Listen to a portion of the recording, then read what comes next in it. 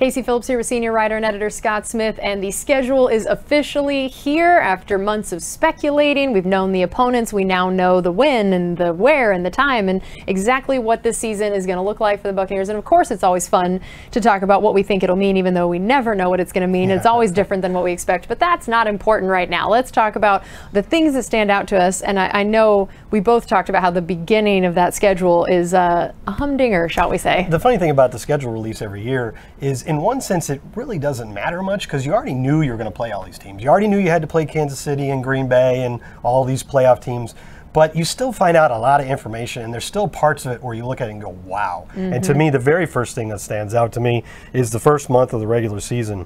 The Buccaneers start with Dallas for the second year in a row, but this time in Dallas, go to New Orleans, which has been a house of horrors for the Buccaneers in recent years, and then the first two home games are Green Bay and Aaron Rodgers and Kansas City and Patrick Mahomes battling Tom Brady. Look at those first four games. You're going to learn a lot about this Buccaneers team in the first month of the season.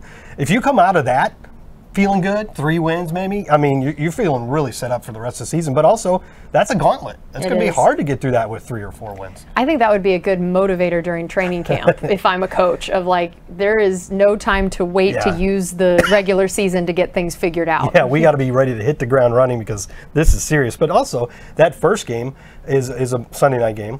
And that fourth game is a Sunday night game. So right off the bat, the NFL is saying, hey, the Buccaneers, they're a big part of the story this season. You know, they are right in the center of what's happening, what everybody cares about. Obviously, that's largely because of the man on the right side of the screen there. But still, it's exciting. Right. And so speaking of that, we saw there are 5 primetime games, which I'm sure is not surprising once we knew there would be one Tom Brady at the helm again. What does that say to you overall, and what do you think that's going to mean for this team? Or, you know, and there are also, not all primetime games are created equal in terms of how difficult they make things. Yeah. So if you're going to have 5 primetime games, what does this say to you about what those are? Looks like Vita's pretty excited about it. He is always excited about it. I'm telling you, I kind of knew we would get 5 primetime games because of Tom Brady. Even in 2020, before we had even played a game, we're coming off 7-9 season. They gave us 5 primetime games. Obviously, that was because of Tom Brady. Now, last year, we also happened to be the defending champs. So you knew we were going to get 5, right?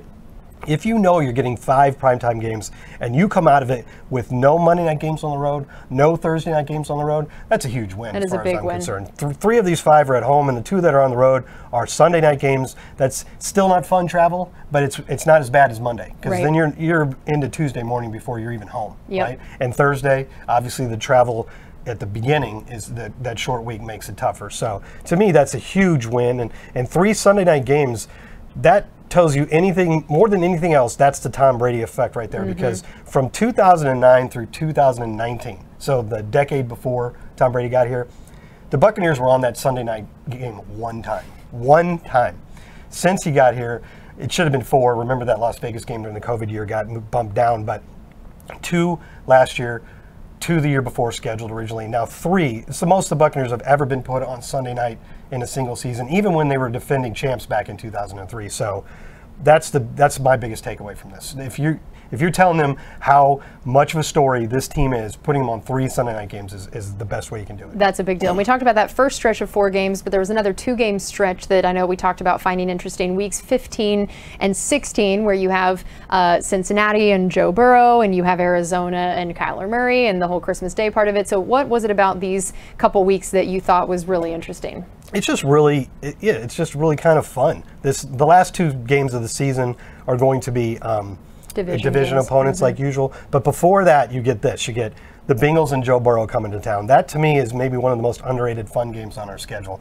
They're just a really interesting team right now. Obviously, they were the Super Bowl runners-up, so it's a lot more interesting than Bengals visits have been in recent years, right? So, and then the very next week, you don't really get the opportunity to play on Christmas very often, and that's probably goods and bads. Players and coaches that might have little children probably would not too pleased to be on the road for Christmas Eve and Christmas Day.